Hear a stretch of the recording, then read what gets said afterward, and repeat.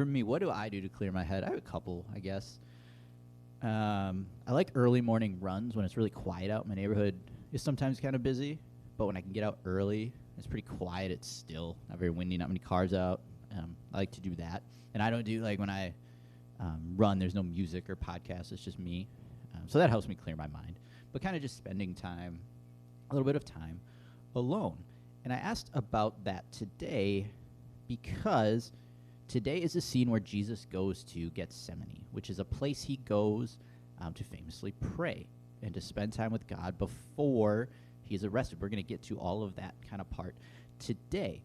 All right, so this is kind of where Jesus goes, so that's why I asked you about that. We're in week 2 of our little mini-series, Road to the Cross, the final days of Jesus. If you have been with us for any amount of time, we are taking a little break from Sermon on the Mount to run a series up through Easter. So we have a few more weeks, then Good Friday and Easter, then we'll dive back into Sermon on the Mount. But today, we're continuing Jesus' Road to the Cross. We're going to Gethsemane, which is a place where Jesus just went to be alone with the Father. It's time that the prophecies that he shared last week in the Last Supper are going to start to come to fruition. Really, it's kind of go time. This is when things really start to kick off.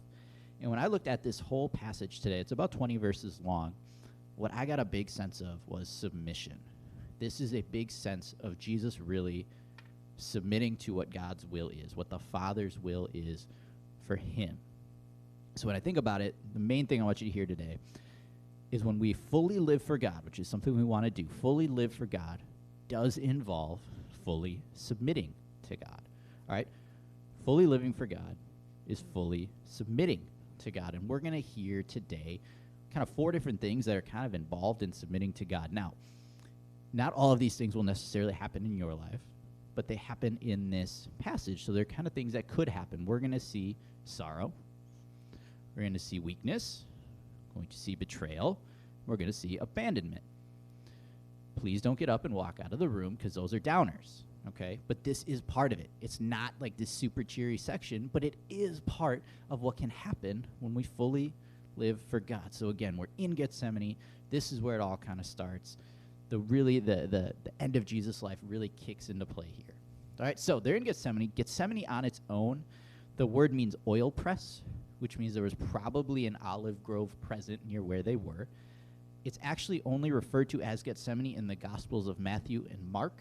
We are using Mark's Gospel for our road, so that's why it's Gethsemane. Some of you may have heard it as the Garden of Gethsemane. John's Gospel is the only one that refers to it as a garden. Whatever it is, whether it's a full-blown garden, whatever it is a place where Jesus and his disciples probably went semi-regularly for fellowship and prayer. It was a place where Jesus could go and he would pray and other people would do that. And it is here that Jesus decides to go to be alone with his Father when the end of his life is really starting to begin. So let's dive into it. It's going to be Mark chapter 14. The whole passage is 32 through 52. We're going to break it up into 4 sections today. Verses will be up here behind me, or your Bibles on the table are great. NIV translation, as always, for us. So let's read. We're going to start with Mark 14, 32 through 36. And let's see what we got. They went to a place called Gethsemane, and Jesus said to his disciples, "Sit here while I pray." He took Peter, James, and John along with him, and he began to be deeply distressed and troubled. "My soul is overwhelmed with sorrow to the point of death," he said to them. "Stay here and keep watch." Going a little farther, he fell to the ground and prayed that if possible, the hour might pass from him. "Abba, Father," he said, "everything is possible for you. Take this cup from me, yet not what I will, but what you will." Let's stop there for a minute here. This first part, this is the sorrow piece, all right? So what Jesus does is he leaves some of the disciples in one place and takes the 3, Peter, James, and John. This is normal. These are kind of his inner circle. They go a little further with Jesus. And he tells them he's distressed. He's troubled. He's overwhelmed. He is filled with sorrow. Jesus is showing emotion. To remember, he is fully human at this time as well as fully God. He's showing emotion. He is distressed because he knows what's coming. So he prays, and he says, "Abba, Father." Abba shows this very intimate connection with the Father. This is a very father-son relationship, as if it's a child praying to their father. Let it happen some other way. He says, "Let the hour pass or take this cup from me. This is Jesus saying, if there is another way to do this, please let it happen. The cup is a metaphor for punishment and judgment. So he's like, if there is another way for there to be punishment or there to be judgment for what needs to happen, Father, let it happen. But then he fully submits and says, not my will, but yours. He knows this is going to happen soon. I fully believe with this passage, Jesus wants it done another way. And I think he knows that the Father could do it differently. But even in this moment, he fully submits to what the Father has planned, to what his will is. And he's filled with sorrow because of it. And he lets down a plan he might want and lets the Father's plan come through. So as I said, this is a very father-son type of interaction, or a parent-child type of interaction. So I was thinking about some of mine with my son. I have a 6-year-old, Jeremiah, many of you know. And I was trying to think, there are lots of times where Jeremiah thinks he has a better idea than I do. This is pretty common. He's 6. I don't think he can hear me, but he would agree. So I was thinking of one of them. And we struggle to get Jeremiah to eat his vegetables. He doesn't want to do it. Now, I'm sure a lot of kids don't want to do that, but that's normal. He doesn't want to use vegetables. So what he does is he'll try to, like, bargain it. Be like, oh, maybe I don't have to eat my spinach or my carrots, or I can do something else or something like that. And I'm like, no, you need to eat your vegetables. It's good for you. It's healthy. It's what you need to have, right? You need to eat these. And he would probably want to do it any other way. I mean, yeah, does he eat his vitamins and stuff? Sure.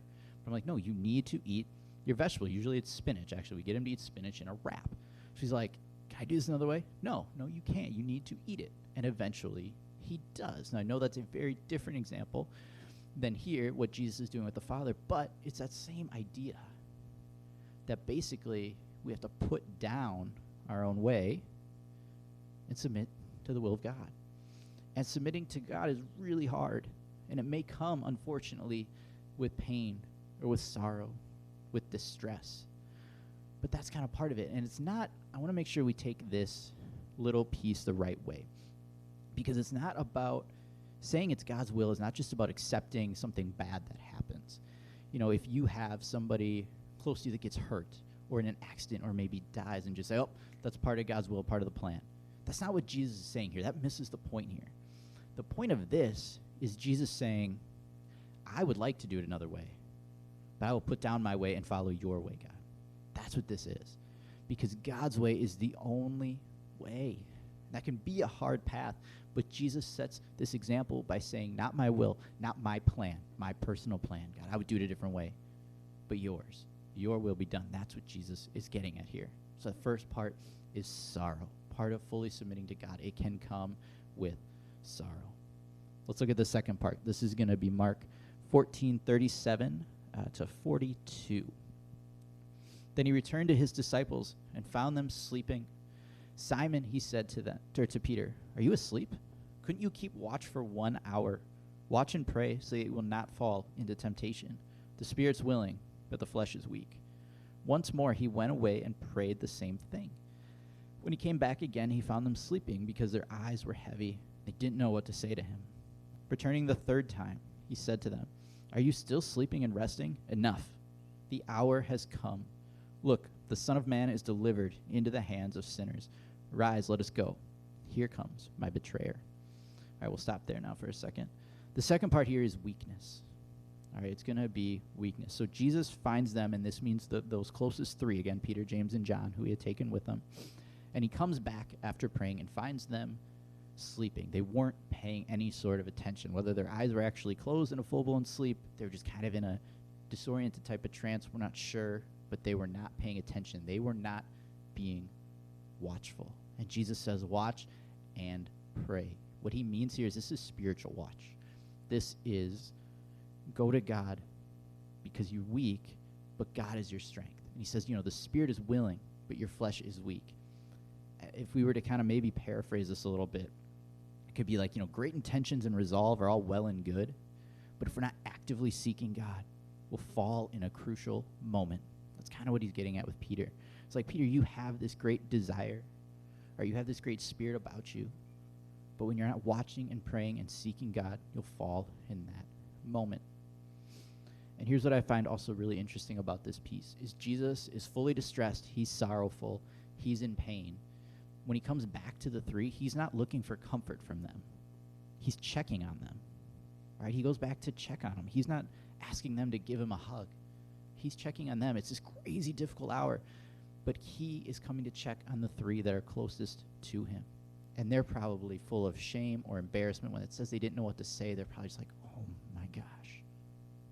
He asked us to do one thing. Just stay awake and watch. And guys, we couldn't even do it. How embarrassed or shameful must they have had it going on in that moment?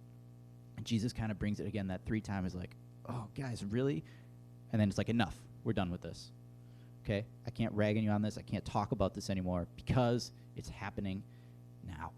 My betrayer has come. Here it goes.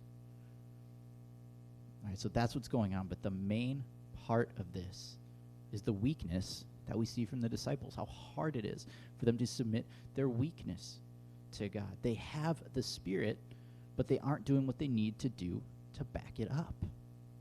This reminds me of one of my all-time favorite movie quotes from the great classic film Top Gun, when there's one of the instructors looks at Maverick, played by Tom Cruise, and says, son, your ego is writing checks your body can't cash. Which is like, you are so arrogant and full of yourself. He's a fighter pilot, if you're not familiar with the movie. He does all this crazy stuff. And this instructor and this boss, whoever it is saying, you can't actually do this. You think you can, but you're not going to back it up. And this is one, I'll be honest, I wrestle with, especially when it comes to my own athleticism. I used to be an athlete long time ago now, back in high school. 36-year-old Geoff still likes to believe he's as in shape as 18-year-old Geoff was. That is not the case, as evidenced by the basketball season I just finished with and everything like that. Or I lift weights, right? So I get down there.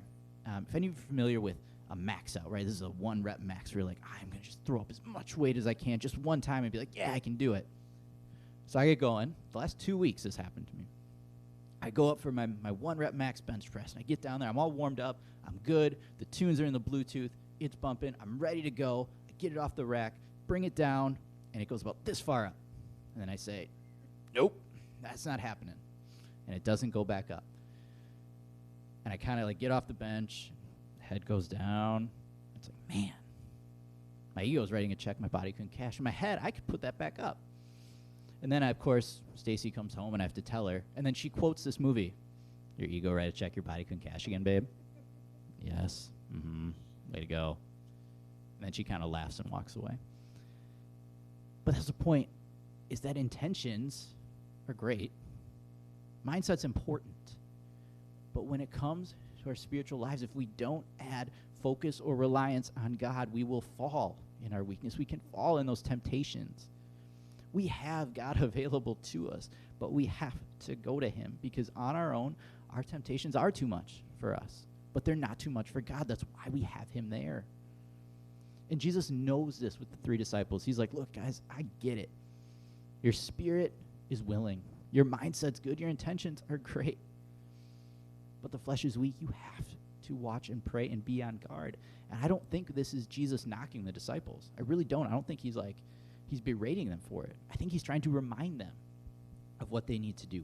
Remind them that you are weak and you need to stay aware and you need to be active in going to God. I think that's what Jesus is really doing here. So part of submitting to God fully is admitting those weaknesses that we can't handle ourselves. Nobody likes to admit weaknesses. I don't like to admit that I couldn't bench what I could, but I do. So when it comes to my spiritual life, I have to admit those weaknesses in my life as well. All right, so the part 2 is weakness. So we had sorrow, we had weakness. All right, thanks for sticking with me. We're going into the third one. This is going to be 14:43 through 49. Let's see what happens now. Just as he was speaking, that's Jesus, Judas, one of the 12, appeared. With him was a crowd armed with swords and clubs, sent from the chief priests, the teachers of the law, and the elders. Now the betrayer had arranged a signal with them. The one I kiss is the man. Arrest him and lead him away under guard. Going at once to Jesus, Judas said, Rabbi, and kissed him. The men seized Jesus and arrested him. Then one of those standing near drew his sword and struck the servant of the high priest, cutting off his ear. Am I leading a rebellion, said Jesus, that you've come out with swords and clubs to capture me? Every day I was with you teaching in the temple courts, and you didn't arrest me. But the scriptures must be fulfilled. Let's stop there. This is betrayal. Betrayal is our third one. This is the betrayal that Jesus prophesied about at the Last Supper. If we remember last week, he says, one of you, one of the 12, will betray me. One of you who dips bread with me will betray me. This is now coming to fruition. It's happening. Right now, they do it in Gethsemane, probably. It was a quiet place. They didn't seem to want to incite any sort of mob, which is interesting because the crowd that comes with Judas, it's not a mob, but it's a crowd, so it's enough people. And they basically come armed with these clubs and everything. It's the typical armor that would be used to fight a rebellion. Yet they're trying to take Jesus in Gethsemane to not draw up a big crowd of anything. So it's kind of this interesting way they're going about it. But then Judas gives the signal. All right. He gives a signal. He's going to call him rabbi, and he's going to kiss him. So there's two pieces with this. One, the crowd arresting Jesus must not know who he is, because otherwise they wouldn't need a signal of who it is. So these guys are just out here arresting him because somebody told them to. For all we know, they don't have any issue themselves with Jesus. All right? And then there's the kiss. All right? Calling him rabbi and the kiss. This was like an ultimate show of respect and of love and of closeness between Judas and Jesus. But the action he's taking is the highest form of betrayal. He's turning him over to be arrested and eventually killed. And Judas is doing this all in one moment. All at the same time. This is a crazy betrayal. And then Jesus is seized, and a man nearby, one of his followers, from what we know, draws a sword and strikes one of the crowd. Now, we don't know who the man is that does this. There are theories that it's actually Peter. Might have fit his kind of compulsive personality. We don't know. Could have been someone else. But regardless of who it was, shows me this. The people there with Jesus were out of touch with Jesus because they did this. Jesus has never been violent. He was always nonviolent. He wasn't trying to save the world through an uprising or a violent rebellion. But that's exactly what this man that draws a sword takes on. Jesus knew he had to be arrested. He had to go to the cross and die. That's how he was saving the world, not by drawing swords and clubs or anything. And Jesus even says this to the people arresting them. He's like, you guys, you see me teaching right alongside you. For how long? You and your people, and you did nothing then. I was just there. So why are you acting like I'm going to fight back now? I'm not leading a rebellion. This isn't me. Let's go. So Jesus has to accept betrayal. All right, and betrayal being kind of like you have this group, right? You're all together on one thing. And then somebody goes completely the other direction. So let's take a lighthearted example again. Tough topic in betrayal, but lighthearted. Here's what we got. How many of you here are iPhone users? Real quick. Everybody iPhone. Oh, yes. Everybody's an Oh, good. This is going to play then because everybody's an iPhoner. What color, if we were to have a group text here with all of us here, what color are the bubbles, the text? Blue. Okay, blue. We're all iPhoners. Team iPhone, yeah, Apple. Now, what happens when Chris, who is playing the role of Judas today, goes and gets a Google phone, and then now we text tomorrow, what color is the bubble? It's green. How dare you? You changed our perfect text from all blue. Now it's green. Chris was an iPhoner with all of us, and how dare he betray us to that other side? And you can't see the hearts anymore. It like re-lists the whole thing. Stacy. Liked, blah, blah, blah, Oh. instead of just seeing the thumbs up or the Stacy's taking this next level. So not only is it green, if you love it, you don't see the heart anymore. You don't see the thumbs up for the like. You can't reply specifically to something else. How dare you, Salman? He's raising his glass. Sam's over here cracking up laughing. That's the point, right? This is kind of a silly example, but that's the point. You're all on this one team. Everybody's together, tight-knit, and somebody goes completely the other way. That's what Judas does, and it's betrayal. And I have no way to describe betrayal other than honestly to tell you it sucks to deal with. It hurts. It's hard. I don't know how many of you have felt betrayed in life, in ministry, in whatever, but it is hard. None of us want to be betrayed. It's not easy to deal with. But Jesus, in fully submitting to God's Will had to go through betrayal. Now, will any of you in your lives be betrayed in some way like this for following God? I don't know. I hope not. I really do. I can't say for sure that it will or won't, but it's a possibility, and that's what we learn here, is that when we're following God, somebody may turn against us. We also have to be careful that we, in our own heads, don't turn against somebody else that's following God. Betrayal is unfortunately very real. It is a huge part of this story, and it is part of something that can happen when submitting to the will of God, and it hurts, but it is unfortunately a part of it. So it's something we have to be aware of. Right? So there's sorrow, there's weakness, there's betrayal. We only got one more. We can do it. Mark 14:50-52 will end our passage today. Verse 50, then everyone deserted him and fled.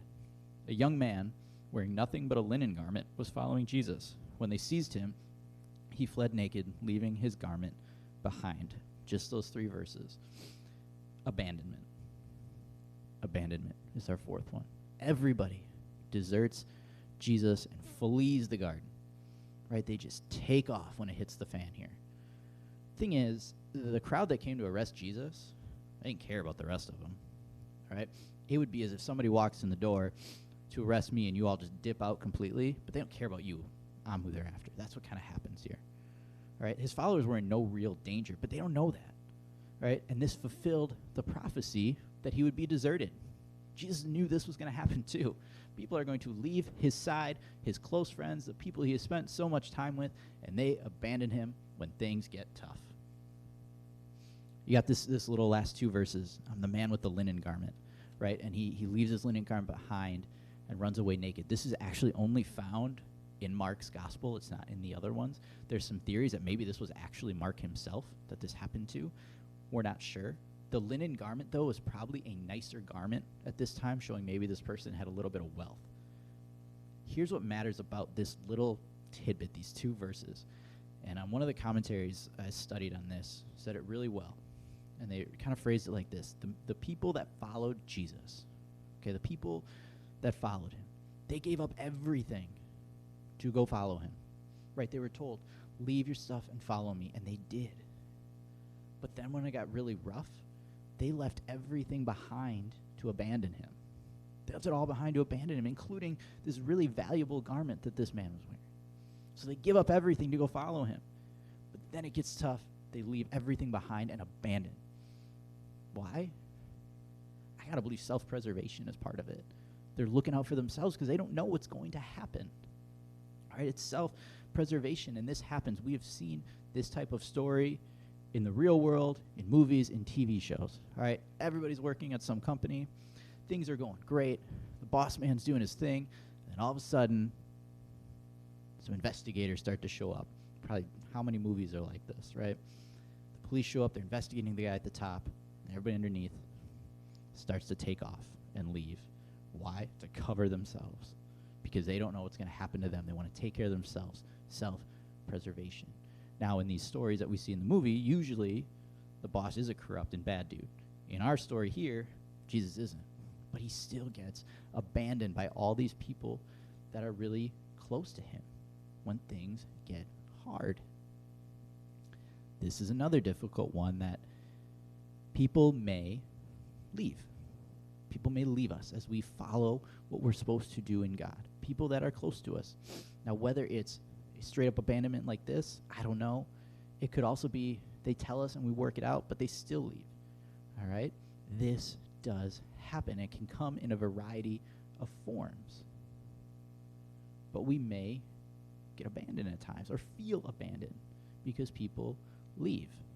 And that's a hard one. But again, when we're following God, we have to understand that that may come with it. That may come with it. Jesus deals with it. And at the same time as others potentially leave us, we have to be careful that when things get hard, that we don't abandon following what God has for us. That we don't leave God thinking we can preserve ourselves better, thinking that we can protect ourselves better than God. It may get tough, but we stay true to what God has for us. That's what Jesus does. That's the example he sets. So this whole scene in Gethsemane, is tough, right? There's sorrow, there's weakness, betrayal, and really abandonment, which is like loneliness, all right? And these can all unfortunately come when we submit to God's will. But we're still supposed to submit and understand and learn what God's will is for us.